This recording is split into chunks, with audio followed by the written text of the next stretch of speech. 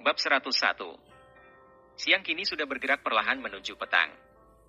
Matahari yang tadi begitu galak dengan sinar terik membakar kini berangsur-angsur meredup sehingga cahayanya tidak begitu panas seperti tadi.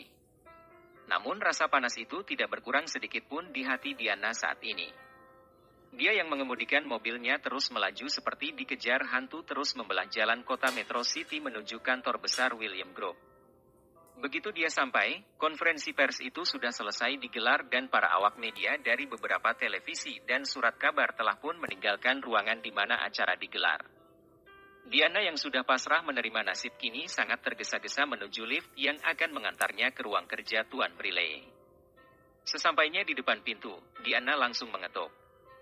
Setelah mendapat izin, dia pun segera mendorong pintu dan bergegas masuk ke dalam menemui Briley yang saat ini sedang memeriksa beberapa dokumen penting.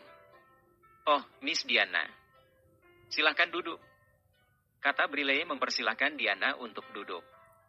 Diana yang saat ini merasa sangat tertekan dan sedikit ketakutan segera duduk dan mulai membuka suara. "Tuan Briley, apakah benar bahwa Anda telah diberi wewenang untuk memeriksa seluruh laporan kontrak yang telah saya sepakati dengan perusahaan Regnar?" tanya Diana. "Miss Diana, apakah Anda telah menonton laporan khusus yang ini di televisi?" tanya Briley kepada Diana. "Benar Tuan. Saya telah menontonnya." "Lalu apakah Anda merasa bahwa saya sedang bercanda ketika menjawab beberapa pertanyaan wartawan tadi?" tanya Briley sambil menatap tajam ke arah Diana. Diana mulai merasakan jantungnya berdebar dengan sangat kencang ketika ini. Dia tampak sangat salah tingkah dan hanya bisa menunggu apa yang akan dikatakan oleh Briley. "Miss Diana, apakah kedatangan Anda kemari dengan membawa seluruh dokumen perjanjian kontrak kerja dengan beberapa perusahaan yang telah Anda sepakati?" tanya Briley. "Benar Tuan Briley. Kedatangan saya kemari adalah untuk memberikan seluruh dokumen perjanjian kerja sama dengan beberapa perusahaan yang telah saya sepakati. Sesuai dengan permintaan Anda dan kini saya telah datang sendiri ke ruangan kerja Anda dengan membawa semua dokumen itu," kata Diana dengan suara sedikit bergetar.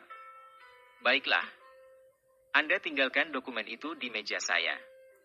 Besok Anda harus segera membuat pernyataan bahwa Anda telah memutuskan kerjasama dengan perusahaan Regnar secara sepihak, diikuti oleh pernyataan pengunduran diri Anda sebagai Direktur Eksekutif di perusahaan ini paling lambat 48 jam dari mulai saat ini," kata Briley dengan tegas. Tidak ada pilihan bagi Diana saat ini selain menuruti saja apa yang dikatakan oleh Briley kepadanya. "Baik Tuan Briley. Saya akan menuruti perkataan Anda dan terima kasih. Berterima kasihlah kepada pemilik baru di perusahaan ini karena tidak ingin memperpanjang masalah ini sampai ke meja hijau. Dia hanya berpesan agar Anda menjadi istri dan ibu yang baik. Nikmati masa tenang Anda dan jangan berpikir untuk berbuat sesuatu di luar kemampuan Anda. Karena itu akan sia-sia," kata Briley sambil memasukkan seluruh surat-surat penting ke dalam kopernya dan segera pergi tanpa pamit meninggalkan Diana yang terhenyak di kursi tempat duduknya. Diana hanya bisa mengertakkan giginya dan membanting tangan di atas meja sebagai bentuk pelampiasan kekesalannya. Sore itu Jerry hanya duduk saja sendirian di taman dekat kampus. Dengan menyendiri begini, dia bisa mengimbas kembali kenangan masa silam di mana ketika itu dia sangat miskin, menderita dan sering jadi korban bully oleh orang-orang yang tidak menyukainya.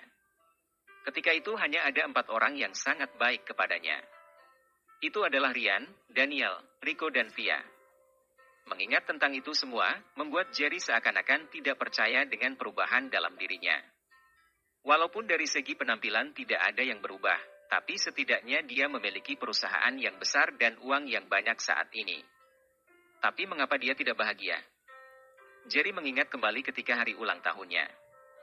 Dia merayakan dengan keempat sahabatnya hanya dengan sebuah cake yang kecil dan sebatang lilin tapi rasanya sungguh meriah. Kemana perginya kehangatan yang dulu?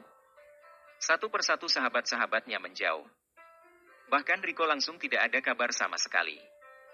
Jerry tidak tahu bahwa Rico saat ini berada di Hill Street sedang bekerja sebagai tukang kayu di area konstruksi milik perusahaan Future of Company. Sore ini seperti biasa. Setelah seharian bekerja, akhirnya Rico bisa beristirahat dengan santai sambil melepas lelah. Sambil duduk di depan pintu, Rico mengeluarkan ponselnya sambil melihat-lihat album foto ketika dia masih kuliah bersama teman-temannya. Foto pertama adalah Daniel sedang tertidur sambil kakinya diikat di kaki ranjang. Foto kedua adalah Rian yang sedang makan sesuatu dengan mulut yang penuh dengan makanan. Foto ketiga adalah Jerry sedang jungkir balik akibat kaki ranjangnya patah karena bergelut dengan Daniel. Rico terus melihat foto-foto kebersamaan itu dan tanpa terasa air matanya menetes sendiri. Sahabatku, aku merindukan kalian. Maafkan aku karena harus menjauhi kalian. Bukan karena kalian memiliki salah kepadaku. Hanya saja aku merasa sudah tidak pantas lagi bersahabat dengan kalian. Kata Rico dalam hati. Terlintas dalam ingatannya di mana mereka saling berbagi, saling mengisi dan saling melengkapi. Walaupun mereka terkenal sebagai mahasiswa miskin di kampus, namun mereka merasa cukup dengan kebahagiaan karena eratnya persahabatan dan rasa saling memiliki di antara mereka. Saat ini Rico terus saja menggulir foto di layar ponselnya sampailah dia menemukan foto seorang gadis cantik yang lebih dari 2 tahun menjadi mimpi indah baginya. Rina, maafkan aku yang mengecewakan MU. Apakah kau masih mengingatku? Percayalah suatu saat aku pasti akan menemui MU. Tapi bukan seperti Rico yang dulu. Aku harus berhasil dan memiliki banyak uang. Barulah aku akan mencari MU dan akan membuat MU bahagia juga merasa bangga memiliki seorang yang dapat kau andalkan.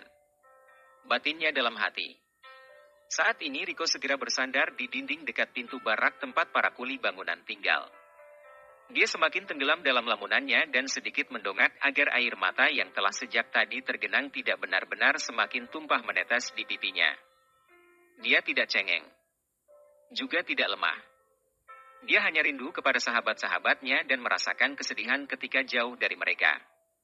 Kalian semua, apakah kalian baik-baik saja saat ini? Aku di sini baik-baik saja. Jerry, Rian, Daniel.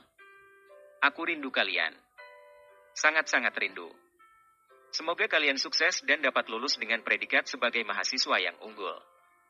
Mendapat pekerjaan yang baik dan bisa merubah nasib kalian dari orang yang selalu dihina, menjadi orang yang mulia. Kata Rico sambil terus tenggelam dalam kesedihannya.